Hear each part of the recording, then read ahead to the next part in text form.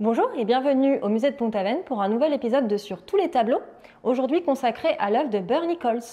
Allez, on y va?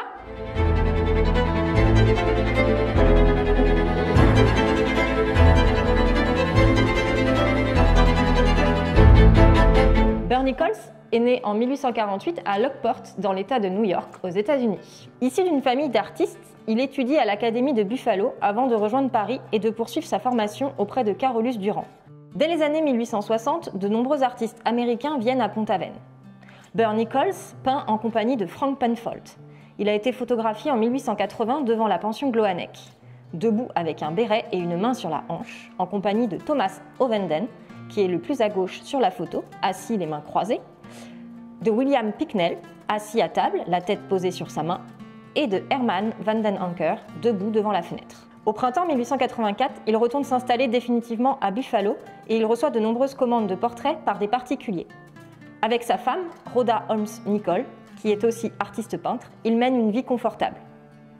Ils travaillent régulièrement ensemble, mais le couple se retrouve précipité dans la tourmente lorsque Rhoda obtient pour l'une de ses œuvres une mention honorable par le Salon de Paris en 1897, alors que Burr est ignoré. L'œuvre de Burr Nichols, conservée au musée de Pont-Aven, a été acquise en 2016. Elle fait partie de l'ancienne collection de l'hôtel Julia, gérée par Julia Guillou, et elle témoigne du lien particulier entre artistes et habitants, comme en témoigne La Fillette, que l'on retrouve également sur d'autres œuvres de Burr Nichols. Mais ce qui est mis en avant ici, c'est surtout le côté pittoresque de l'artisan, dans un jeu de lumière donnant une atmosphère réaliste.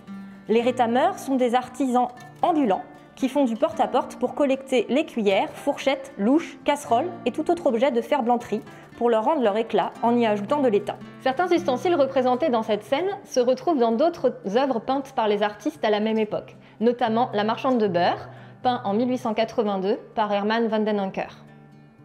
Merci d'avoir suivi cet épisode de Sur tous les tableaux. N'hésitez pas à partager et à liker la vidéo. On se retrouve très bientôt.